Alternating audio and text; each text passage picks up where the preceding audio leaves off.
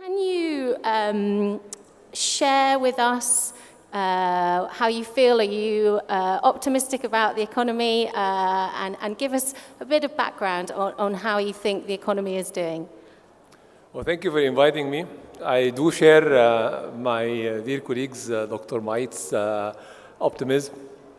And there are reasons for that. We've started our strategy in the ICT sector around a year and a half ago now. And after 18 months, it's maybe easier to judge whether we are on a positive trajectory and whether the pillars and the topics that we've decided to focus on has proven to be the ones yielding fruit or not. So just to start with figures, since we are in an economical forum, the last fiscal year, 2018-2019, the ICT sector grew 16% versus 12% the year before. Our experts, our digital experts, increased from $3.2 billion to $3.6 billion. Our ability to create jobs has increased by 17%. And going forward, we want to reach the north of 18% and keep going this way to increase our GDP contribution in the next 3 years. Coming from 3.2%, we want to reach around 8 or 9%, where other countries that are developed in ICT are at. To achieve these figures, you'll obviously have a strategy in place. What are the key pillars of Egypt's ICT strategy? Over the next, let's go medium term, over the next 5 years. Right. We do have a strategy that rests on 4 main pillars. The first is the digital infrastructure. There has been a long time, due to the circumstances that our country has undergone since 2011, where investments in the infrastructure, the digital infrastructure in Egypt, faded. Since last year, we've started again spending more and more on our digital infrastructure to expand the penetration of internet users in houses.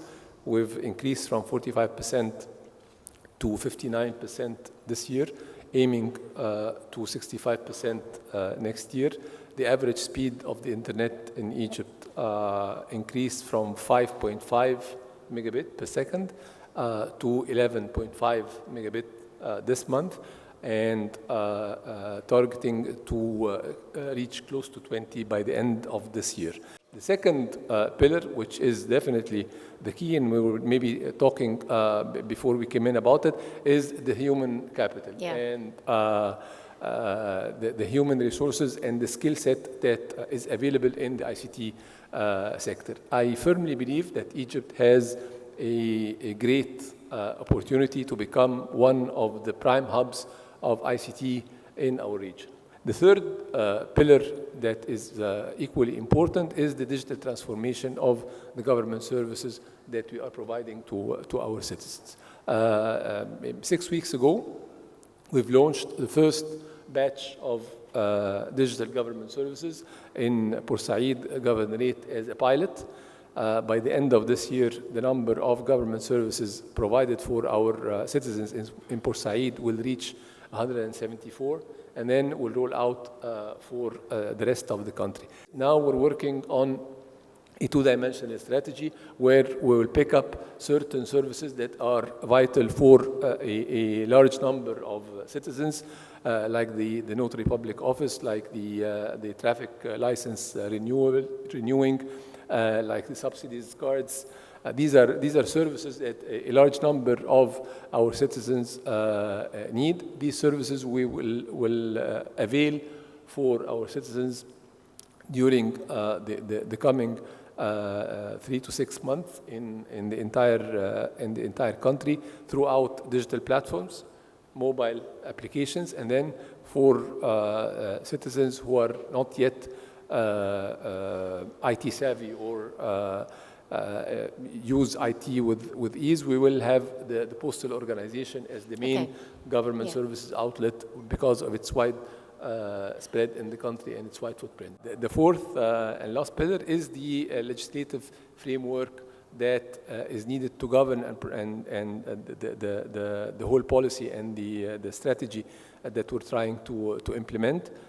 We've already promulgated the first bill for the cyber crime bill. Now we're working on the data privacy law. I understand it's in its final phases at the Parliament.